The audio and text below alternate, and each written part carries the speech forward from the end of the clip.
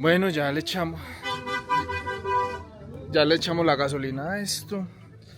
Ya vamos a prenderlo a ver cuánta gasolina tenemos con las botellitas que nos echaron.